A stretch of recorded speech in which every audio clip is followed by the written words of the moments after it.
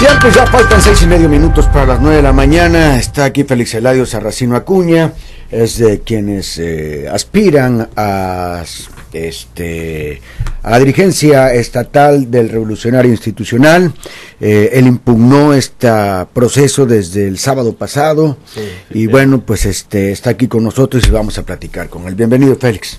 Muchas gracias, Chuy, por la oportunidad de estar contigo y de saludar a tu amplio auditorio. No, me da mucho gusto. Oye, pues obviamente no tienes confianza en el proceso, obviamente pues las cosas no las ves bien, obviamente por eso hay una impugnación. Sí, así es, Chuy.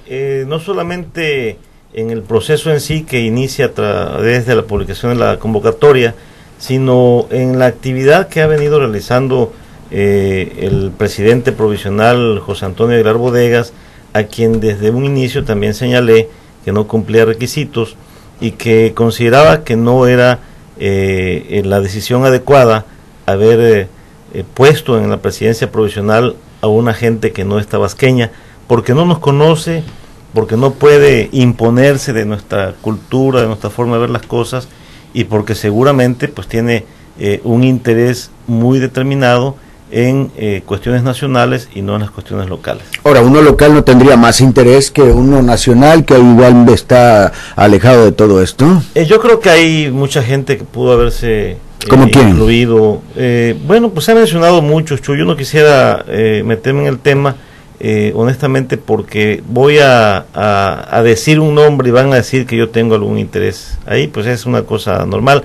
Pero hay órganos del partido que podrían haber dado su opinión, que habrían podido haber dado nombres, a ellos les correspondía, por ejemplo, sectores, organizaciones, de ellos incluso considero que cualquiera pudo haber sido presidente provisional del PRI, son gente con amplia experiencia en el partido, conocen a los tabasqueños, a los grupos, las corrientes que hay en Tabasco, y no los engaña nadie. Ya se bajó del proceso Nicolás Haddad también. Bueno, pues yo respeto su decisión. Nicolás ha estado con nosotros platicando en un grupo de... Pero habla precisamente por lo que dijo Aguilar Bodegas, de que tú, Evaristo, Pedro Gutiérrez y Erubiel, pues se han adelantado, han caminado. Pues yo creo que fue una expresión muy desafortunada de Aguilar Bodegas, y precisamente por la falta de conocimiento del medio.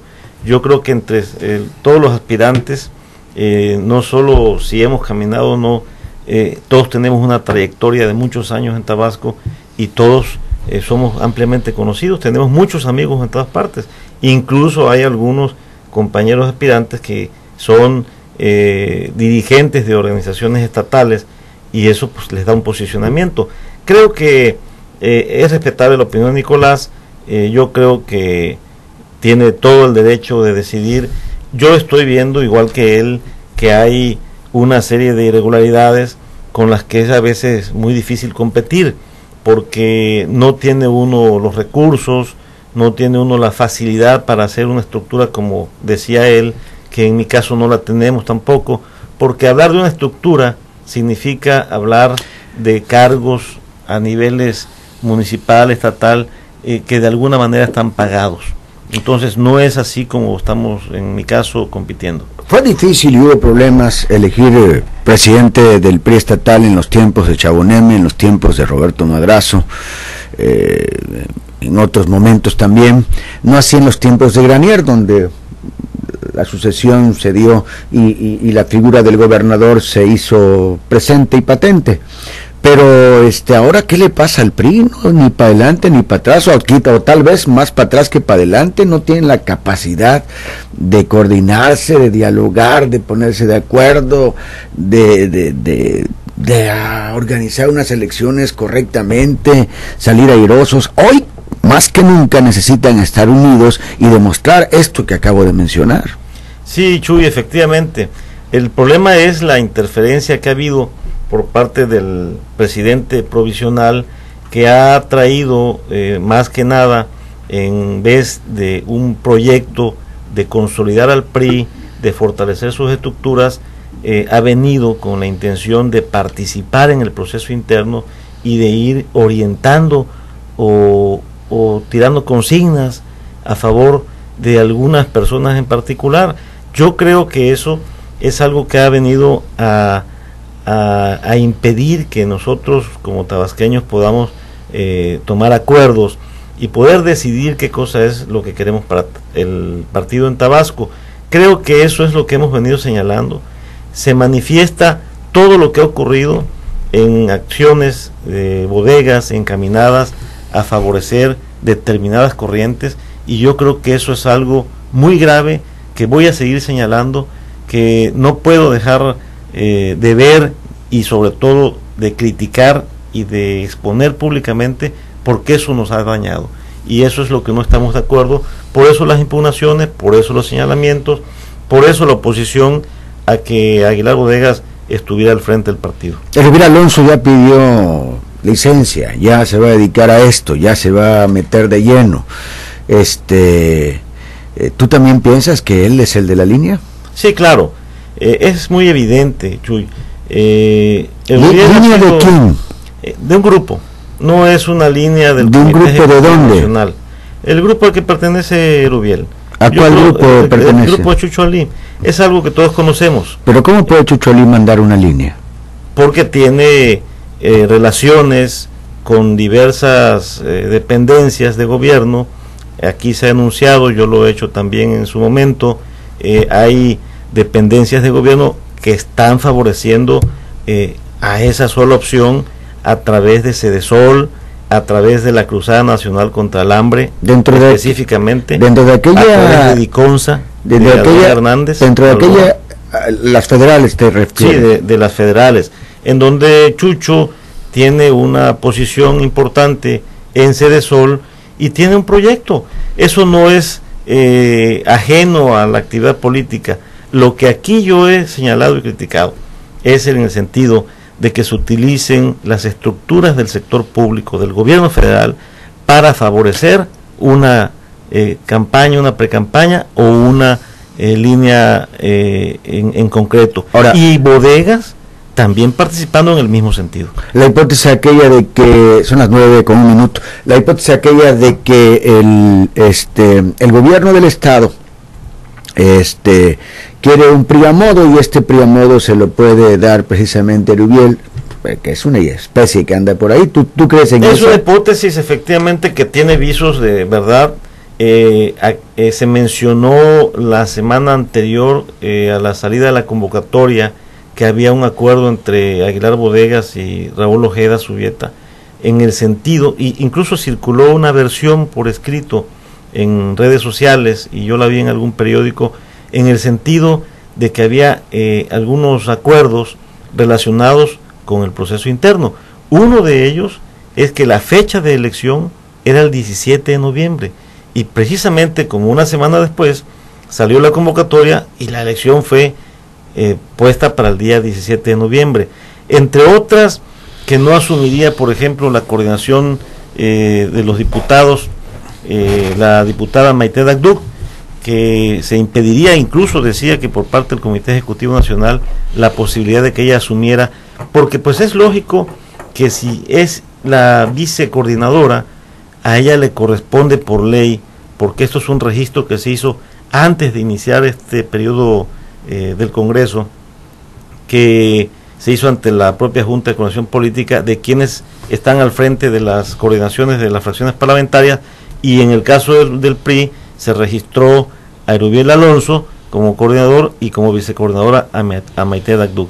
Entonces, esas evidencias que hemos encontrado entre las versiones de pactos, de acuerdos, y luego la consecuencia en la realidad, bueno, pues nos avisoran sobre la posibilidad de que sea esto muy real en este sentido. Bueno, y a ver, dime, ¿en qué va a terminar todo esto?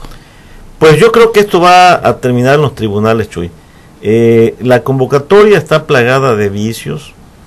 Hay cosas que si las hubiéramos puesto hace 25 años, también hubiéramos dicho que estaban muy difíciles, muy duras, candados que no tienen ningún tipo de clave para poderlo desembrollar. Creo que aquí se les pasó un poquito la mano en la convocatoria, y creo que esos vicios van a dar al traste con el proceso. Sin embargo, trato de defender la posibilidad de que participemos en el proceso interno, trato de que el Tribunal Electoral de Tabasco enmiende esas cuestiones tan difíciles de superar, que si lo hace y si nos permite tener un proceso más apegado a la legalidad, a los principios de certeza y de objetividad, pues creo que podemos transitar un proceso interno en el que participemos quienes así lo consideremos necesario. Pero lo que hemos visto hasta hoy es que el PRI, sin un gobernador que pueda poner orden y pues incluso marcar la línea, no es capaz de ir hacia adelante en la organización de una elección. Por las interferencias externas. Ahí está el caso de los funcionarios. Eso es algo que nos afecta a todos los priistas, no porque nos afecte a quienes aspiramos solamente porque no vamos a una competencia. ¿Tú crees que al presidente del Comité Ejecutivo Nacional del PRI le interesa venir a imponer un ¿cómo se llama? Un presidente aquí en Tabasco? Precisamente lo que yo estoy señalando, que al presidente de la República le interese. Claro que no.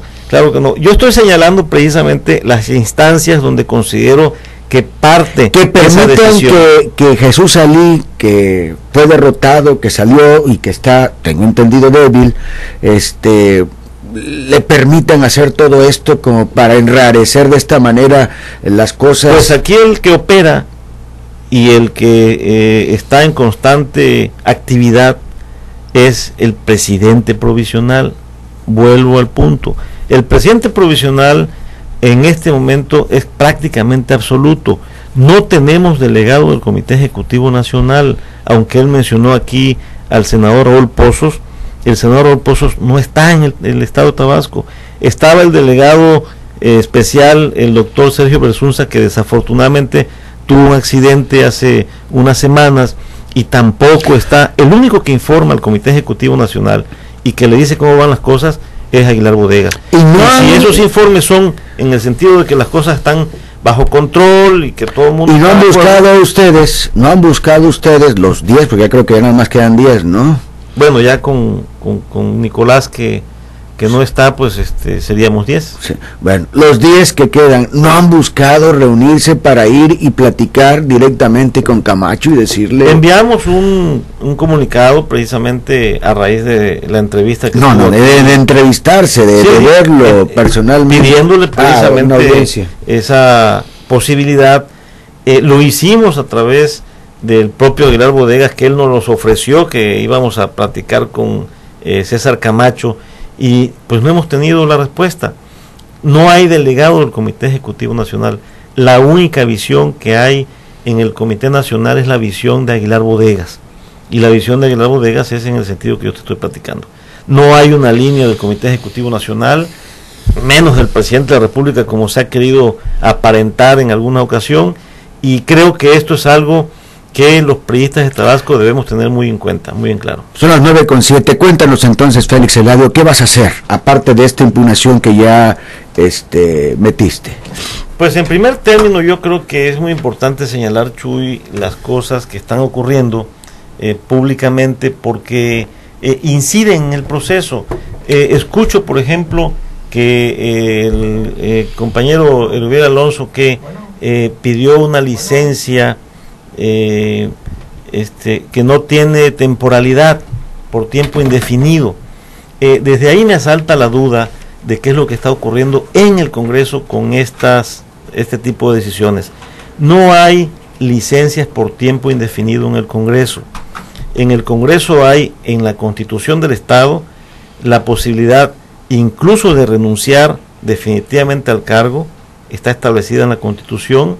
Está establecida la posibilidad de faltar a varias sesiones seguidas con el permiso del presidente de la mesa directiva.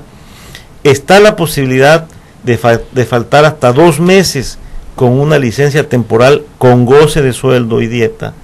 Y la otra, que es una licencia temporal por tiempo determinado, que tiene que ser de más de 2 meses para no gozar con la licencia.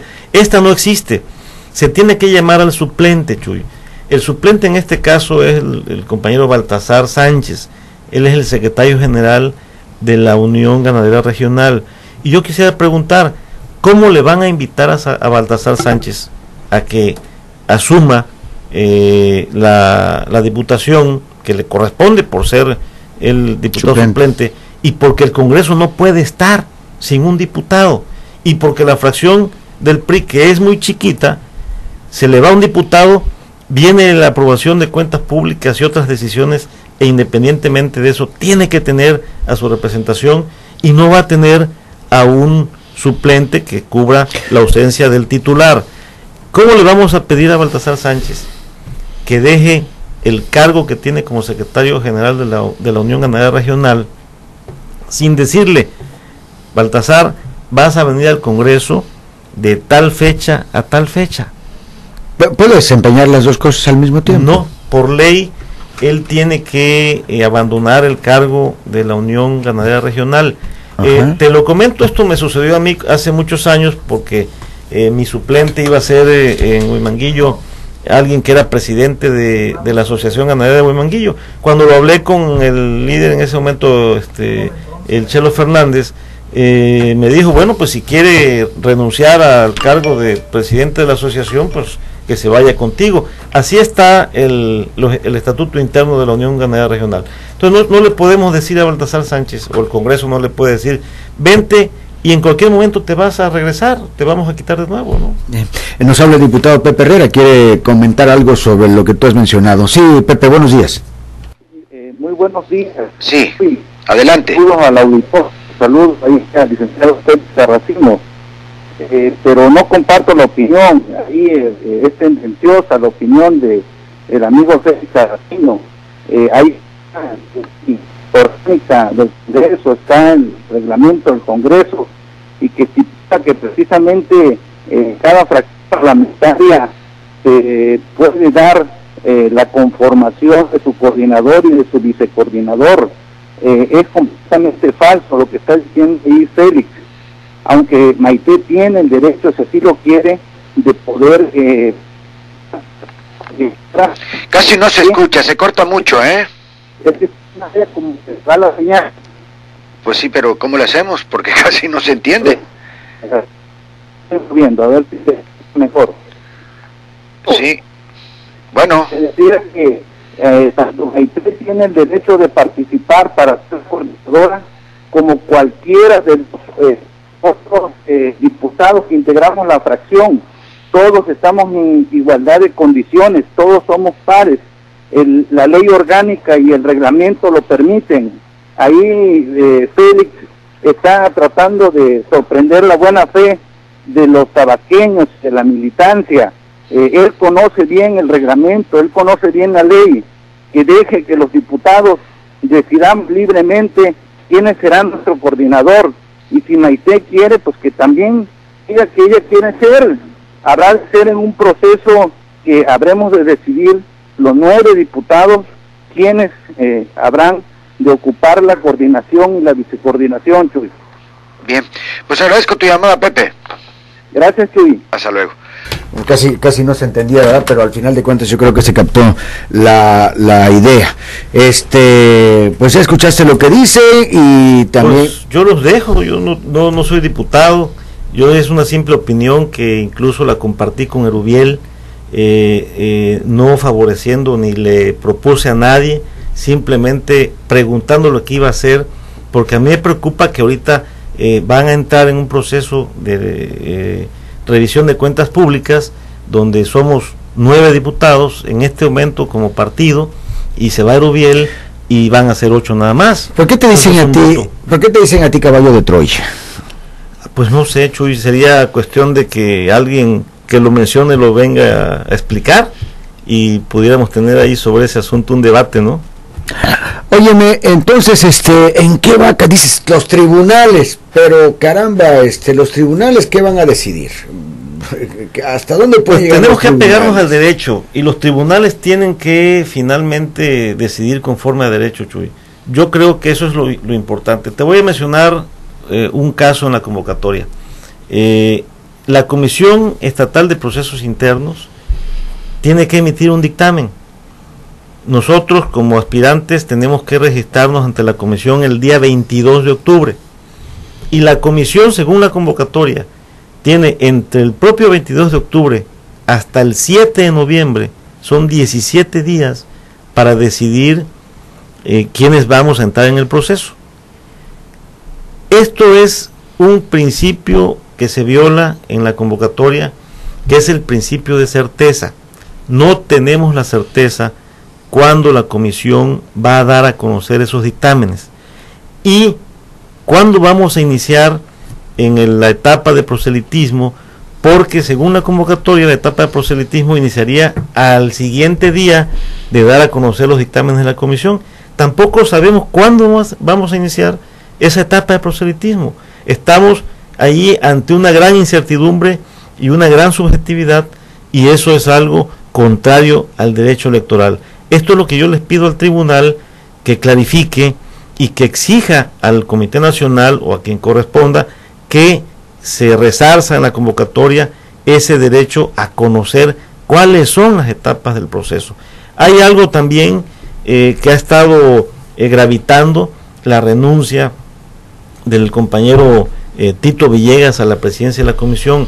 No quedó del todo clara la posición de Tito. Tito es alguien que como presidente de la comisión ha dado una gran batalla al interior por la legalidad, y yo creo que no se puede ir Tito solamente diciendo que son cuestiones personales. El cargo de presidente de la Comisión Estatal de Procesos Internos, de acuerdo con los estatutos, solo puede ser removido por causa grave.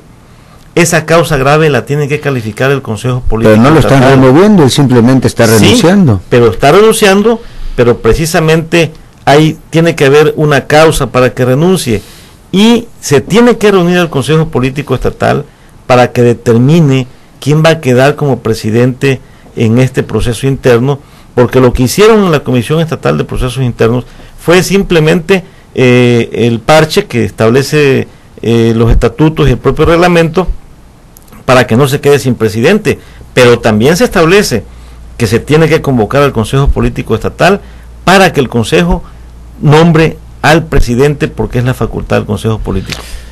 Muy bien, son las 9:16. ¿Qué quieres agregar, Félix Eladio? Pues que estamos en esta lucha, Chuy, en contra de situaciones realmente que podemos decir que ya habíamos superado en Tabasco. Unidad ni pensarlo.